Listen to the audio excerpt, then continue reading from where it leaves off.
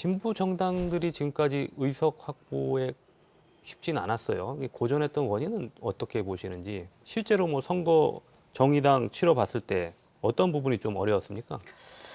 예, 뭐 아까 말씀하셨던 것처럼 이제 진보정당의 득표율이 20%였고, 그러니까 지난 지방선거 때 이제 제가 비례의원 출마했을 때가 이제 11.6%, 그다음에 이제 지난 총선 12.3%, 이게 정의당의 지지율이 쭉 올라가고 있고, 또 이제 진보 진영의 어떤 지지율이 20%라고 하면 그만큼의 의석이 가야 되는 게 맞다라고 말씀드리고 싶고, 그러지 못한 이유가 뭘까?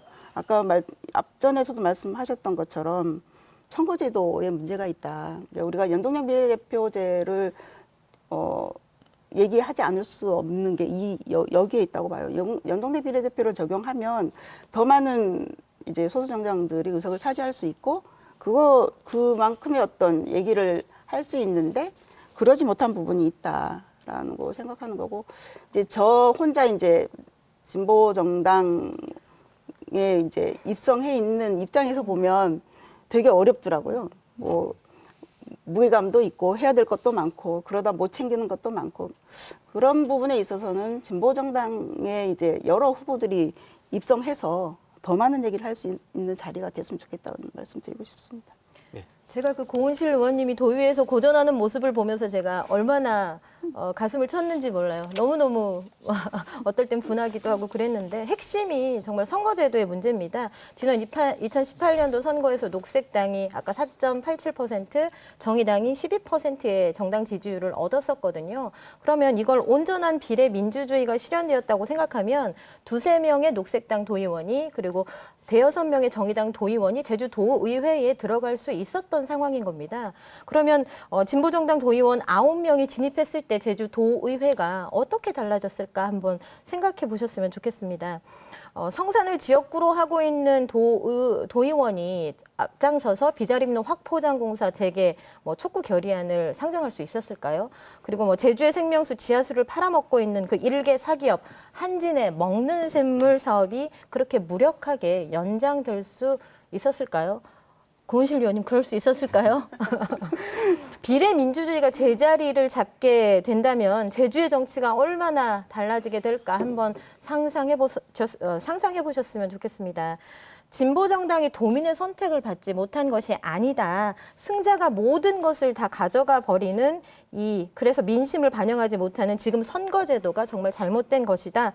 그래서 도민 여러분들께 말씀드리고 싶은 거는, 진보 정당이 힘을 낼 수 있게 이번 선거에서 선택을 해주시고, 그 힘으로 앞으로 선거제도를 개혁해 나가는데 앞장설 수 있도록 진보 정당에 대해서 더 많은 관심과 지지를 부탁드리고 싶습니다.